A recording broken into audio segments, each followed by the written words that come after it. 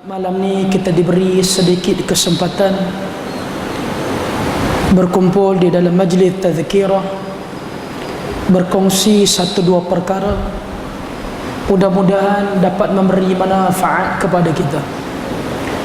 Mungkin pada malam ni insya-Allah saya akan kongsikan dengan tuan-tuan bagaimana sunnah menyambut Aidul Fitri mengikut susunan Nabi sallallahu alaihi wasallam. Terlebih dahulu Nabi sallallahu alaihi wasallam memuji kita. Nabi menyebut dalam hadis Bukhari, man qama Ramadan imanan wa ihtisaban ghufira lahu ma taqaddama min dhanbi.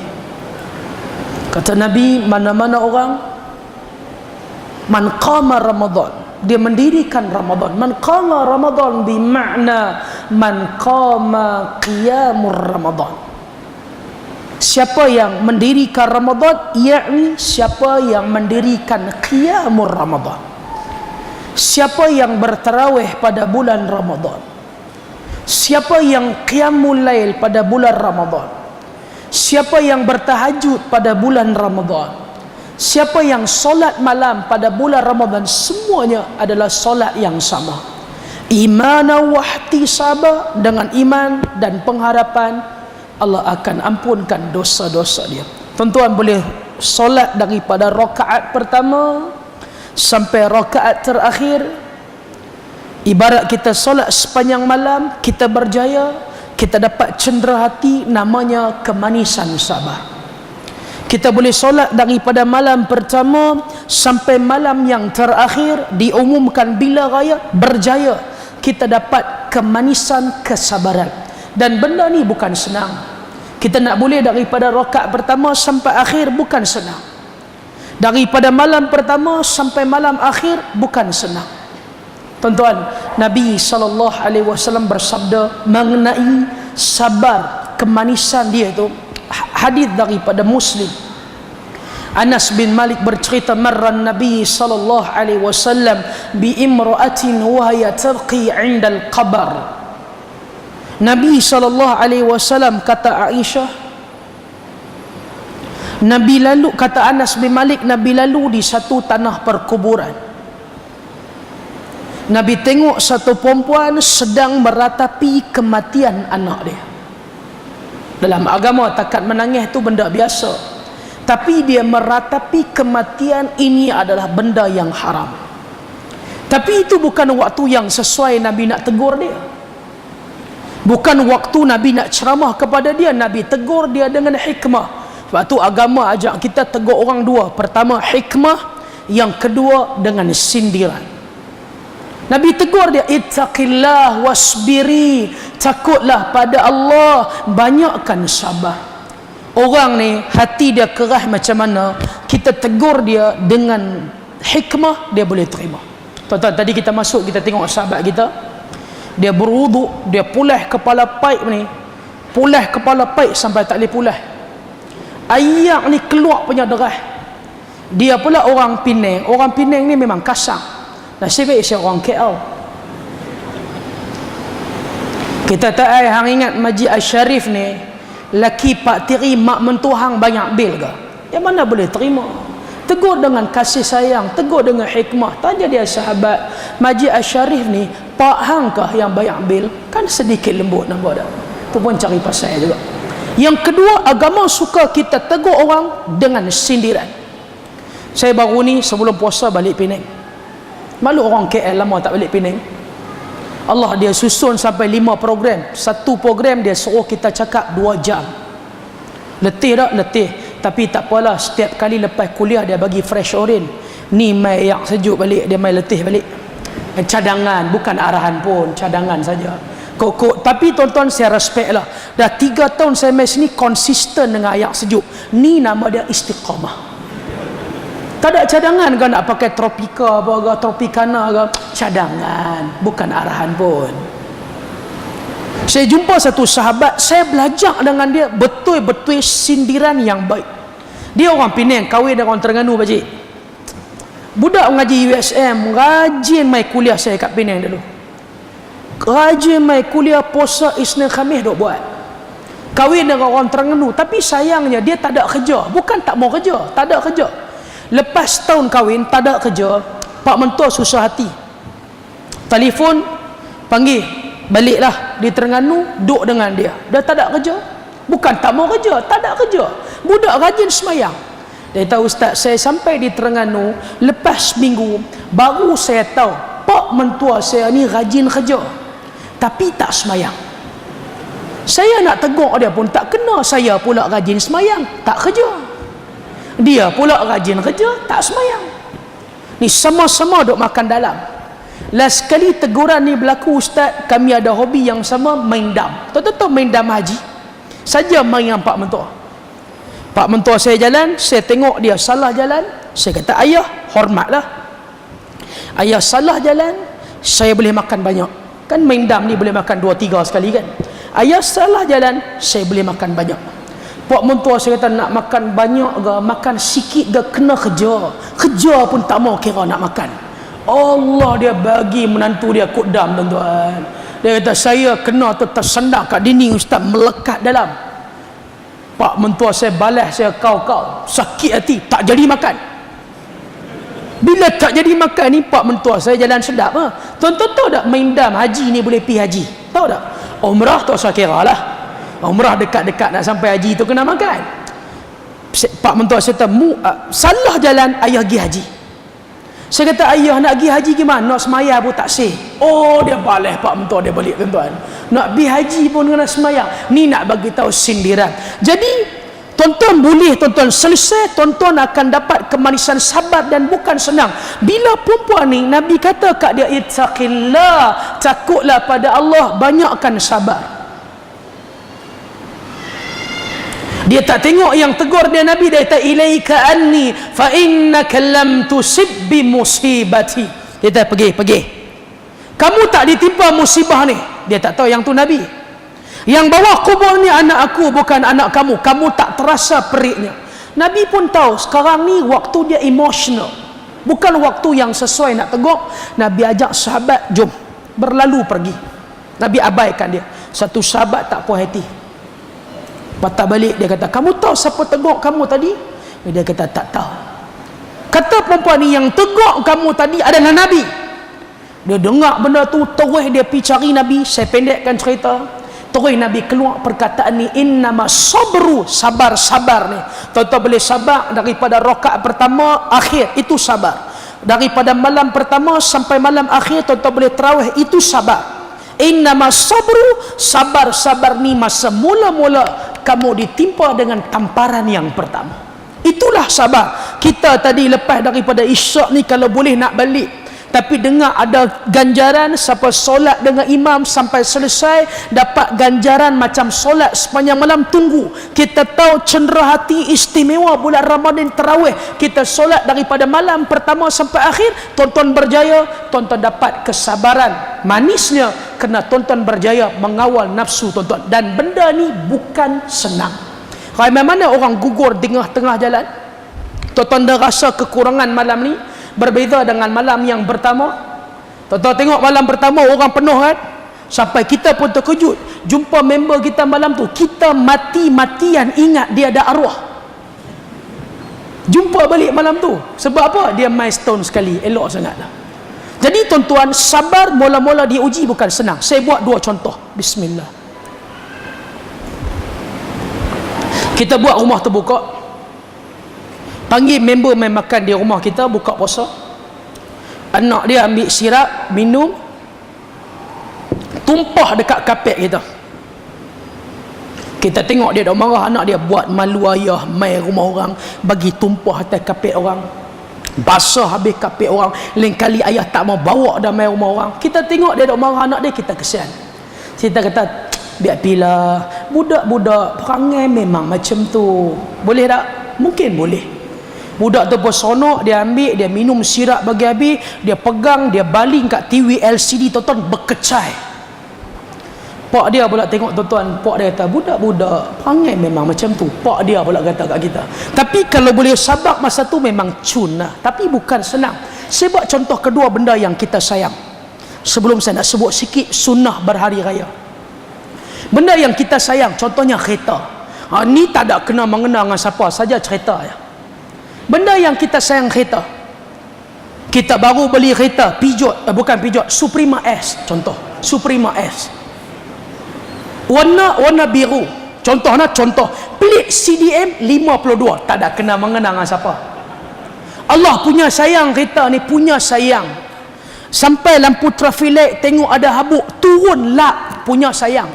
Tiba-tiba satu satu anti, tak ada kena mengena dengan siapa.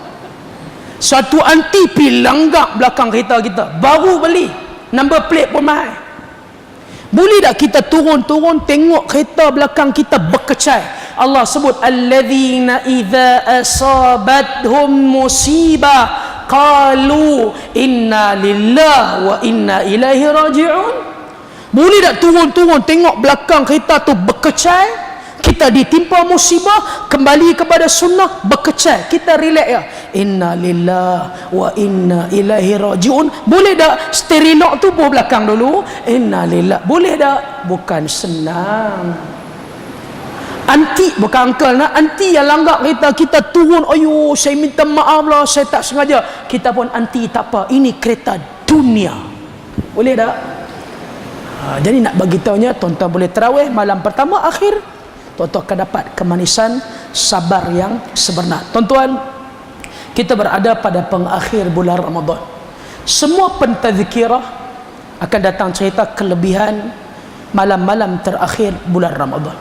Saya lebih berminat, tuan-tuan sekalian, untuk cerita kepada tuan-tuan sunnah bagaimana kita menyambut Aidul Fitri, susunan mengikut yang diajar oleh Nabi yang mulia sallallahu alaihi wasallam. Mungkin masa yang saya ambil tak lama, bermula daripada sekarang sampailah selesai sunnah berhari raya, mungkin setengah jam. Saya harap tuan-tuan dapat tunggu. Saya main pun sejam lebih. Tuan-tuan bagi saya setengah jam, itu agak tidak berperi kemanusiaan. Jadi saya minta lebih sikit je. Okey, tuan-tuan, sunnah pertama, hari terakhir bulan Ramadan, tenggelam saja matahari. Ini saya ajak tuan-tuan ikut susunan. Tenggelam saja. Tenggelam, buka puasa saja, Nabi sambut dengan kemenangan. Kemenangan itu Nabi sambut dengan takbir. Tu yang kita dok takbir raya tu. Takbir raya tu kemenangan. Sebab tu dicerita dalam beberapa hadis, Nabi takbir raya ni semangat menang. Saya berpengalaman raya di luar negara ni 11 tahun. Di Pakistan, di Yaman hampir 11 tahun. Tuan-tuan, saya berpengalaman raya dengan mereka. Mereka takbir raya ni semangat sungguh. Allahu Akbar, Allahu Akbar, Allahu Akbar, Allahu Akbar, Allahu Akbar, Allahu Akbar, walillahil hamd. Ni takbir raya. Saya pernah buat program dengan TV 2012,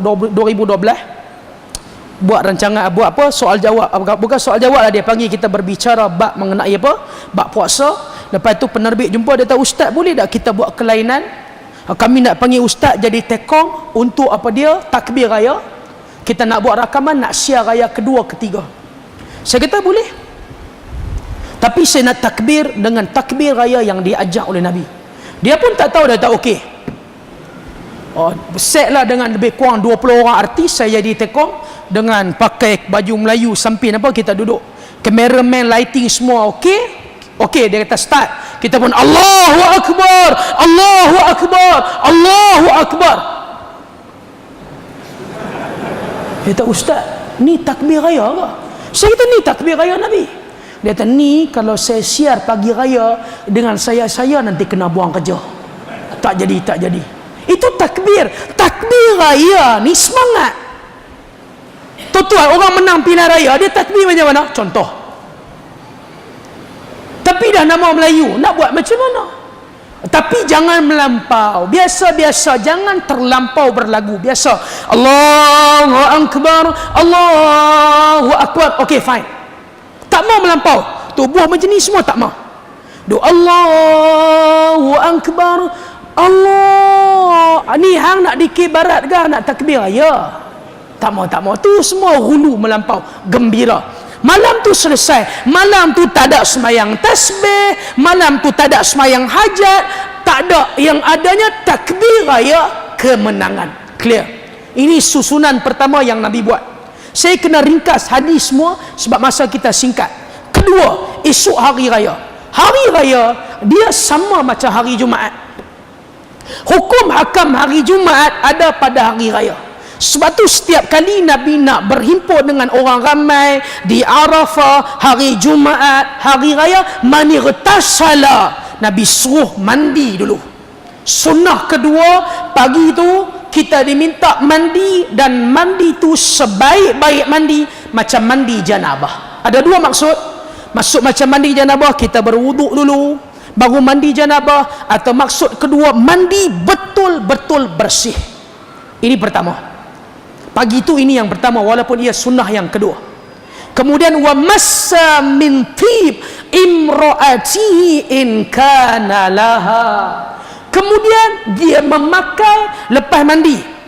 Tuan-tuan tengok ni susunan dia, no? Dia memakai haruman milik isteri dia yang terbaik sekiranya ada. Nabi suruh letak haruman terbaik ini di badan, kita letak di pakaian. Tengok tak beza dia? Nabi suruh letak di badan agar ia lebih kekal lama. Sebab apa Nabi buat contoh? Dia pakai haruman terbaik kepunyaan isteri dia. Orang Arab daripada zaman Nabi sampai hari ini, mereka akan pakai haruman terbaik untuk suami mereka. Ini orang Arab. Isteri akan pakai haruman terbaik untuk suami mereka. Kalau tuan-tuan pergi Mekah, pergi di Hilton, masuk kedai minyak wangi, cari satu minyak wangi orang Arab duk beli. Minyak wangi paling baik orang perempuan Arab suka pakai untuk isteri. Nama dia Lailatul Zifaf. Malam pertama cari 50 ml, harga pun lebih kurang dalam 7,000 ke 8,000 ringgit je. Tak jadi tulis. Tadi nak tulis dia nama, tak jadi pakai. Sebab apa Nabi buat contoh ni? Sebab Nabi tahu orang lelaki ni dia malas nak letak minyak wangi dalam poket dia.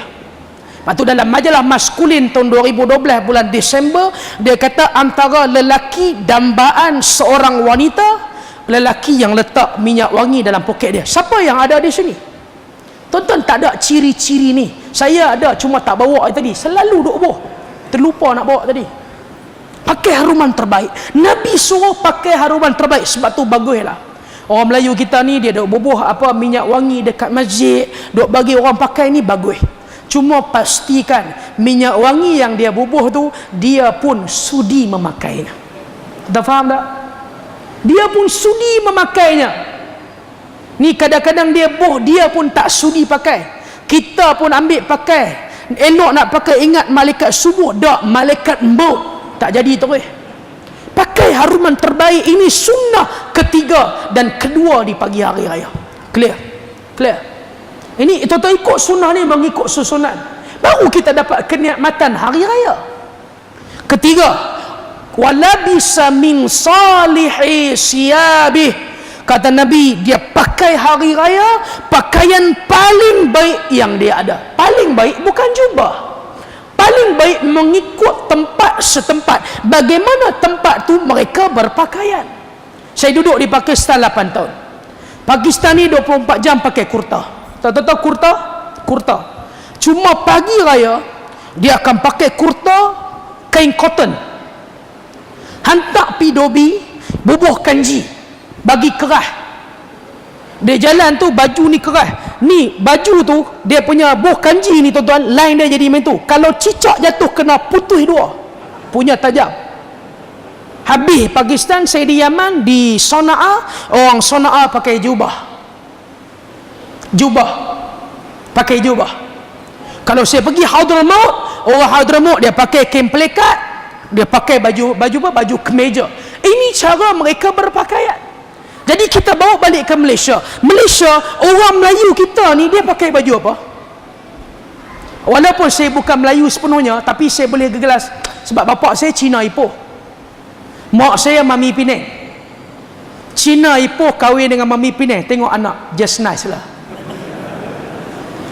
Orang Melayu kita dia pakai baju Melayu. Pakai baju Melayu pagi raya. Ada saya yang terbaik jubah, pakai jubah. Ada orang baju Melayu, pakai baju Melayu. Saya ustaz, kalau baju Melayu ni kena pakai sampin, pakai sampin. Kalau pakai sampin, dia tak boleh pakai kopiah ustaz, dia kena pakai songkok, pakai songkok. Kalau songkok ustaz, dia kena buh kerongsang pula satu, buh kerongsang. Sampin pula tak cukup, dia kena buh kerih pula. Ini penamaan calon, ini bukan pagi raya. Terbaik. Jangan abai benda ni. Tak sedok pakai baju lama, tak sedok pakai baju kerja, pakai baju terbaik. Berapa dah? 3 sunnah pada pagi raya, secara keseluruhannya 4 dah. Sagi saya tanya balik ni, Mai Jo, penat ni. Yang seterusnya kita mengumpulkan seluruh ahli keluarga. Tuan-tuan boleh buka dalam Bulughul Maram, saya ringkaskan hadis ni. Nabi suruh keluar semua ahli keluarga ke tempat solat, hatta idza kanat hiya haidah, walaupun isteri kita sedang uzur, walaupun anak-anak perempuan sedang datang haid, kata Nabi keluarkan semua, walaupun anak dara pingitan yang jarang-jarang keluar rumah, keluar semua, biar mereka merasai kenikmatan hari raya, walaupun mereka tak boleh solat. Mereka datang tengok macam mana Muslim berkumpul, tengok macam mana doa dan mengaminkan doa yang dibaca. Ini sunnah. No point orang perempuan tak datang solat raya. Nabi arahkan semua datang, walaupun dia uzur. Uzur Nabi suruh datang. Ni tak uzur, tak mau datang sebab nak buat persiapan, jangan datang. Termasuk lagi perhatian, tuan-tuan ada pembantu rumah, tuan-tuan ada bibi, bawa dia datang ke tempat solat. Jangan ada perangai jahiliyah dalam diri kita. Nabi tak suka. Buat buka puasa, makan anak beranak kita, bibi kita suruh khidmat. Habis dah makan yang kita tak mau, yang kita nak lempak masuk tong sampah, baru bagi pada bibi. Ini amalan jahiliyah, agama tak suka. Kita ajak dia duduk makan sekali dengan kita, tak jatuh pun standard kita, dia pun manusia. Ni saya bagi tahu, ni saya bukan duta besar Indonesia di Malaysia dak, nak bagi tahu ni perangai orang kita. Tak mau masak, pagi tu nak beli sarapan di luar, beli ke anak bini nasi lemak, lok ayam, buah telur, dekat pembantu rumah pun beli yang sama, tak rugi. Tengah bulan duit tak ada, beli nasi lemak lok telur, anak beranak kita beli dekat bibi nasi lemak lok telur. Dia kata, bapak saya enggak makan telur, saya makan ayam. Hang boleh belah, bini aku pun makan nasi lemak lok telur. Keluar semua sekali ke tempat solat, semua. Cuma sebelum keluar, sunnah yang menyusul selepasnya ialah Nabi akan kembalikan diri kepada fitrah. Ini maksud kembali pada fitrah. Apa dia maksud dia? Nabi akan menjamah makanan terlebih dahulu. Ini maksud sebenar kembali pada fitrah. Nabi akan ambil, tuan-tuan sekalian, beberapa biji buah tamar. Tak ada kalau ambil beberapa benda yang manis, antaranya kismis.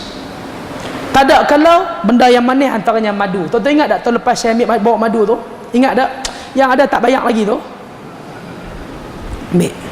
Tak ada kalau ambil benda-benda secara ganjil, keluar semua ke tempat solat, bawa semua sekali. Dan ada satu hukum yang khusus, kalau boleh sembahyang raya ni kita buat di padang. Yang ni yang YB Bandar Baru Bangi Ustaz Syafi'ingah buat, solat di padang. Kakak nak buat di padang ustaz, ni masjid ni aircon sampai 10-15 horsepower. Masjid Nabawi solat berapa kali ganjaran, Nabi tetap tak solat di situ, Nabi solat di padang. Kalau boleh insya-Allah satu hari nanti kita buat di padang. Cuma apa hukum dia? Kita tak dibenarkan solat apa-apa sebelum dengan selepas solat raya. Sampai di padang tengok 8.30 solat, kita datang pukul 8 terus duduk. Jangan tengok air lagi, tonton ke tengok nanti lagi 20 minit nak sembahyang raya ni, Allahu Akbar, dia solat duha, dia melakukan kesalahan. Nabi tak bagi. Lepas daripada solat raya, orang semua keluar, dia tengok kereta banyak, Semayang pihak dua, Allahu Akbar, Nabi larang. Tuan-tuan cari hadis dalam Bulughul Maram. Saya kena pendekkan sebab Nabi tak mau nanti orang jahil nanti ingat ada solat qabliyah dan ba'diyah hari raya. Nak solat di rumah, bukan di tempat solat. Ini khusus hari raya, khusus. Kalau kita solat di masjid, kita hanya boleh solat 2 rakaat tahiyatul masjid. Kalau masa masih berbaki, jangan solat apa-apa solat.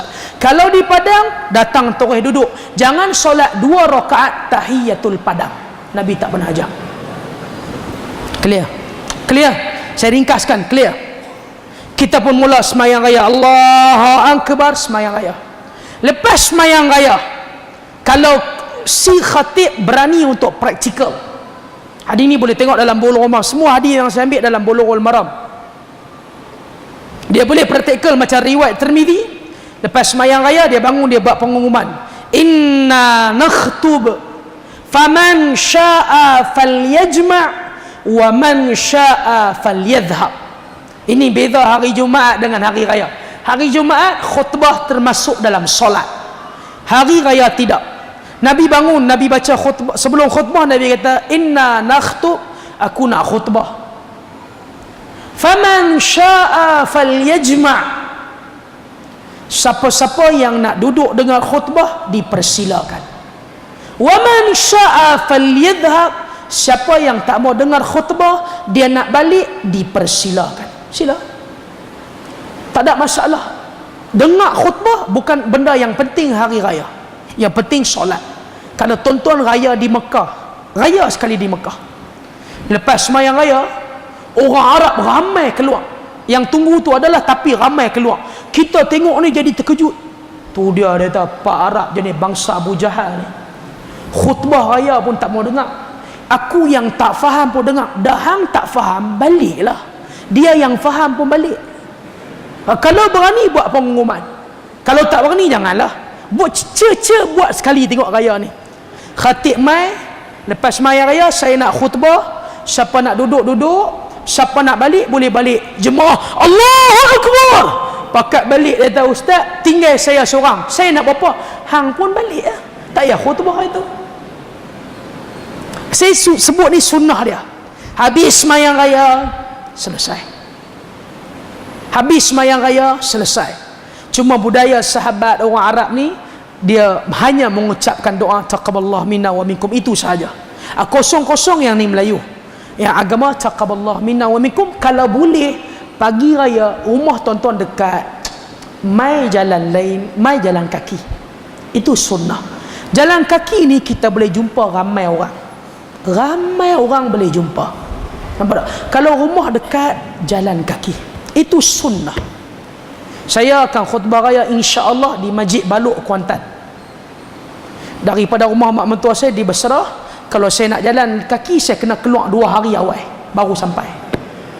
Kalau nak jalan kaki lah, 2 hari keluar baru sampai. Lepas tu saya balik raya ketiga baru sampai. Kalau nak jalan kaki lah, maksudnya naik kenderaan tu tak apa, pi jalan lain, sunnah balik jalan lain. Itu sunnah. Balik jalan lain ni tuan-tuan, ni kena faham elok. Kadang-kadang ada juga jenis mangkuk ni. Member saya tu duduk mengaji ni semangat, pi jalan lain, balik jalan lain, dia pi masuk sampai highway. Awak tak pi sampai Ipoh terus lagi bagus. Pi jalan lain, balik jalan lain, clear semayang raya, selesai, sunnah berhari raya. Dan Nabi suruh kita bergembira pada pagi raya. Sebab tu agama tak mau kita sedih pagi raya.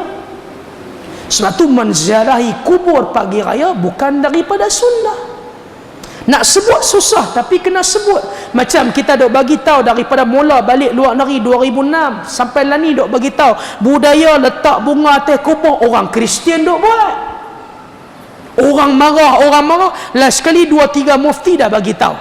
Budaya letak bunga atas kubur Kristian dok buat. Tuan-tuan tengok dalam TV dan sebagainya, orang Kristian bila pi kubur, dia akan letak sejambak bunga atas kubur, berdiri bertafakur. Dan letak bunga atas kubur ni budaya orang Hindu. Tuan-tuan Tuan-tuan pergi mana-mana perkuburan orang Hindu, mesti tepi tu ada stall jual bunga. Betul tak?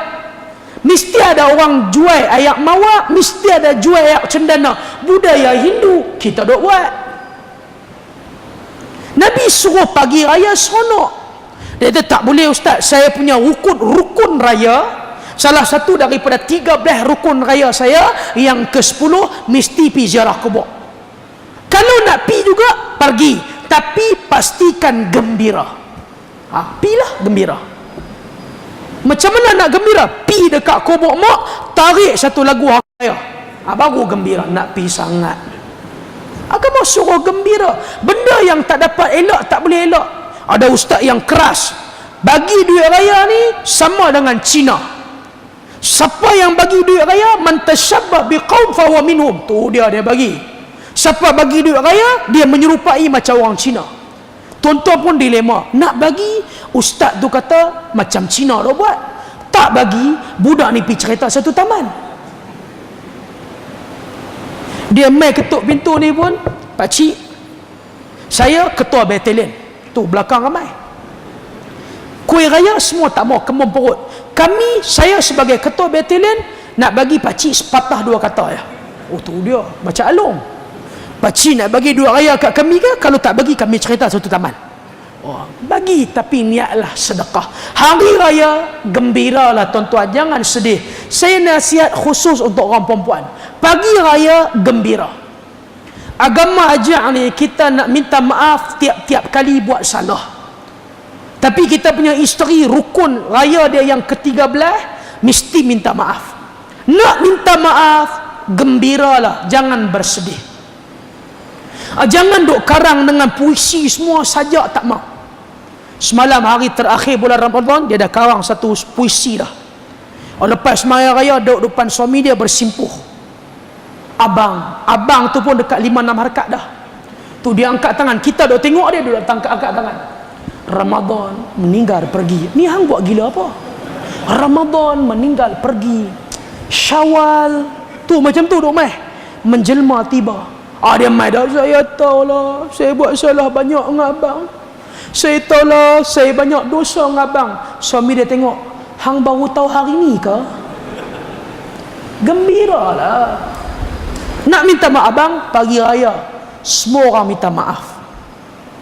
Saya tahu saya banyak salah dengan abang, dan abang kena ingat abang punya salah lagi banyak dengan saya. Gembira. Abang maafkan saya, nanti abang pula minta abang maafkan saya. Nanti abang minta maaf dengan saya pertimbang nak maaf atau tidak. Gembira. Agama tak mau sedih-sedih ni semua, tak mau. Pagi raya, hari gembira, ini sunnah yang Nabi ajak mengikut turutan dia. Sunnah Nabi ajak mengikut turutan dia. Tuan-tuan, hanya tinggal beberapa hari kita nak keluar bulan Ramadan. Ada dua benda yang agama ajak, ada dua waktu agama ajak. Doa kepada Allah, jangan lupa doa. Ada dua waktu kita ada pada bulan ni, waktu ni mustajab. Waktu ada pula Nabi kata tempat tu mustajab. Tempat tu ada, Nabi kata waktu. Contoh tempat yang mustajab, Nabi bagi tahu Arafah. Tempat terbuka langit, kita doa Allah mesti perkenan. Saya buat dua contoh nak bagi tuan-tuan kebesaran Allah. Tahun 2012 saya buat haji.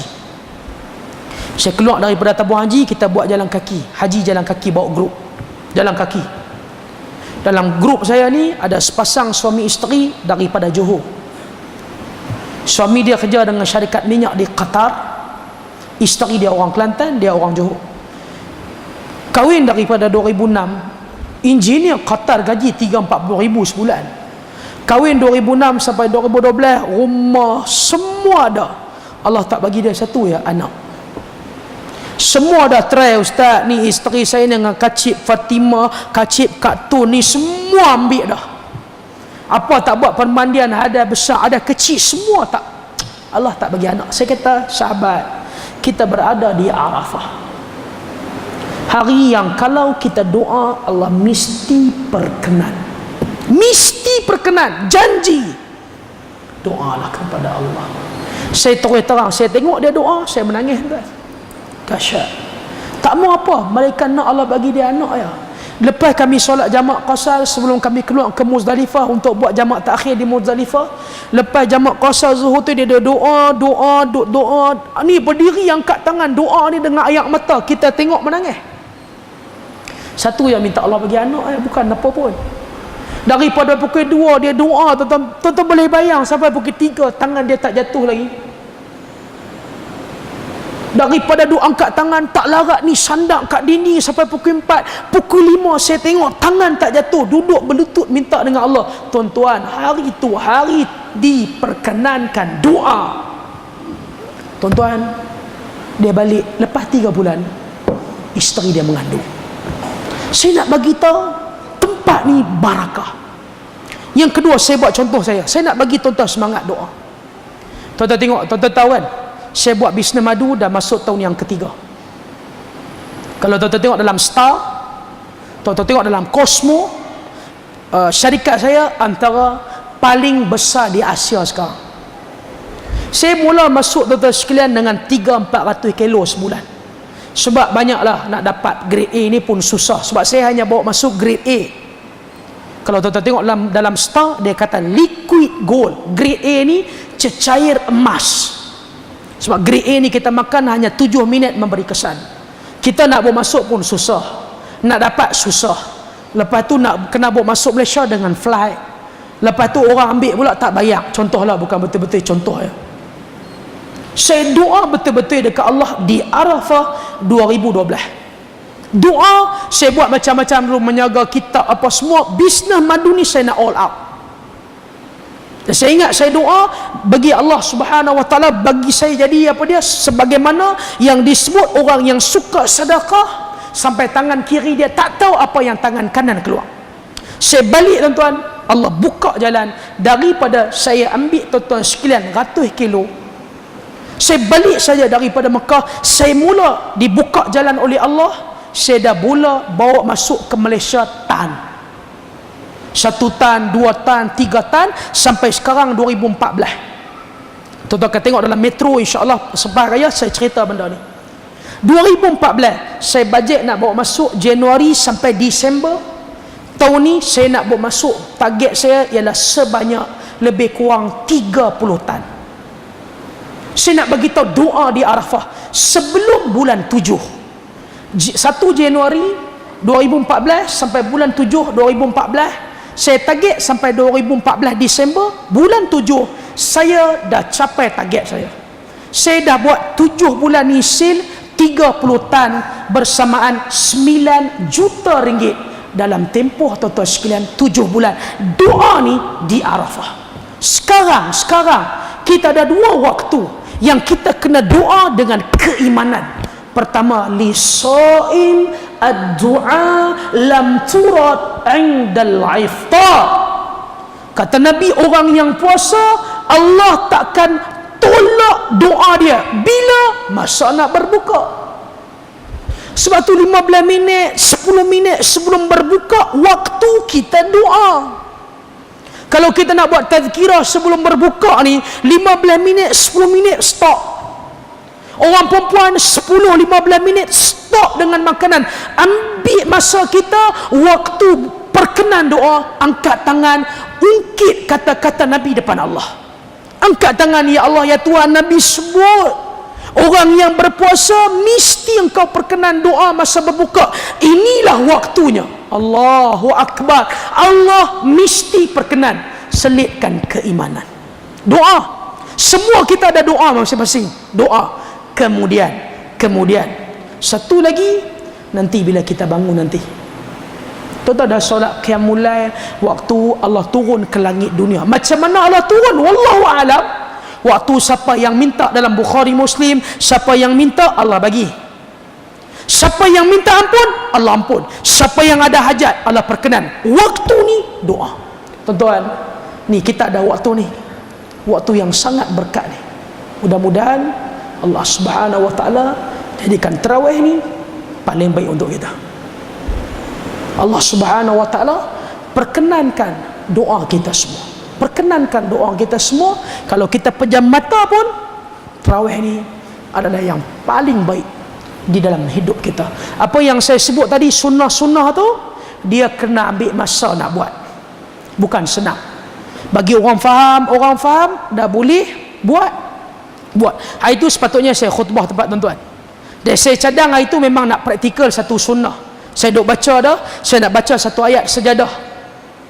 Sunnah, bila baca ayat surah sejadah, khatib turun daripada mimbar, sujud di bawah. Tapi tuan-tuan rasa boleh buat ke di masjid ni? Baca ayat apa dia sejadah, saya tak tongkat, turun mimbar, sujud bawah. Tuan-tuan ingat boleh buat tak? Umar Al-Khattab baca ayat terakhir surah Najmi, fasjudu lillahi wa'budu. Dia turun daripada mimbar, dia sujud sejadah di bawah, lepas tu dia naik, dia sambung balik khutbah. Agak-agak boleh buat tak di sini? Kita buat sekali puan. Baca-baca ayat sejadah, saya tak tongkat, turun sujud di bawah. Tuan-tuan yang mengaji sunnah ni, tuan-tuan disunatkan untuk sujud sekali. Yang tak mengaji ni duduk belakang, duduk nganga. Tu dia kata, ajaran Tuhan Harun sampai Meru pun sampai. Habis saya sujud, saya akan sambung naik atas mimbar khutbah. Tuan-tuan jangan naik atas mimbar, duduk bawah. Kalau tak faham lagi jam, Tok Bilal tertidur letih hari tu, kita turun daripada mimbar nak sujud di bawah. Dia sedap Allahu Akbar asyhadu Allah, dia pergi qomat lingkup Jumaat itu. Boleh tak praktikal? Boleh, tapi susah. Saya buat contoh kedua, member saya balik pada Yaman. Satu masjid minta saya jadi imam tetap, saya tak dan tuan. Saya pusing satu Malaysia tak dan. Saya rekomen budak ni. Hari pertama dia jadi imam, ada jenazah. Saya akur Nabi angkat takbir semayang jenazah 4 kali, ada hadis 7 kali, ada 9. Cuma budaya Malaysia ni orang duk angkat 4 kali. Dia sudah jadi imam jenazah, lepas zuhur dia pi angkat 9 kali takbir. Malam tu kuliah maghrib saya, lepas jam setengah mengajar, pengurusi angkat tangan, ustaz, tu imam yang ustaz rekomen kat kami tu yang duk sandak kat dinding tu, tadi dia semayang jenazah, dia angkat takbir 9 kali. Saya kata jahanam. Ustaz pesan kat dia lain kali kalau terlupa pun agak-agak lah tu. Lepas tu ustaz ajak dia sikit, lain kali kalau dah terlupa, jangan lupa sujud sahwi. Ni sujud sahwi pun tak. Buka balik kitab, ceramah lagi sejam. Susah. Tapi kita memerlukan kekuatan ni daripada Allah. Akhir sekali insya-Allah, akhir sekali, betul-betul nak berhenti dah. Tadi pun akhir dah, ni betul-betul akhir. Mintalah dengan Allah kesihatan, agar Allah Subhanahu wa ta'ala bagi kita kesihatan dengan sempurna, dapat selesai Ramadan ni sebaik mungkin. Kesihatan ni dengan dua, dengan pemakanan dan doa. Saya sebenarnya ada satu rancangan dengan TV, nanti saya bagi tahu tuan-tuan. Tuan-tuan tahu kan dulu saya berat saya 167. Tuan-tuan tahu kan dulu kecil manis saya 24. Kita akan buat rancangan reality TV macam Bigger Loser di US, untuk 4 individu, orang yang obesity, kencing manis, darah tinggi dan juga kolesterol. 13 episod ni kita train dia dengan pemakanan sunnah, macam mana dia nak ambil makanan sunnah, macam mana dia nak senaman. Kita gabung dengan apa dia Dr. Mahathir punya punya modul. InsyaAllah dalam 13 minggu ni dengan izin Allah dia boleh sihat. Ni program reality TV. Saya sebagai juri dan mentor rancangan ni. Kalau siapa yang berminat, insyaAllah nanti boleh jumpa saya. Audition kita lepas raya. Tapi tuan-tuan kena ingat, setiap minggu akan ada penyingkiran. Dan minggu ni adalah minggu yang sukar untuk saya. Jadi minggu ni tak ada penyingkiran. Yang ni semua drama penerbit doa ajak lah. Jadi minta kesihatan dengan doa dan pemakanan. InsyaAllah Allah bagi kesihatan pada kita semua. Wallahu alam. Akhir sekali malam ni